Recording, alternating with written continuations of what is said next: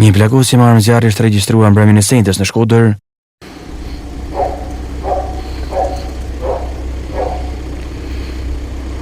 Policia njoftoi se rreth orës 21:10 në vendin e quajtur Ura Dervishbeg në rrugën afër një ambienti servis, dyshohet se shtetësi IG ka qelluar me armë zjarri dhe si pasojë është plagosur shtetësi GH 45 vjeç, i cili ka marrë dëmtimin në këmbë dhe ndodhet në kujdesin e mjekëve jashtë rrezikut për jetën.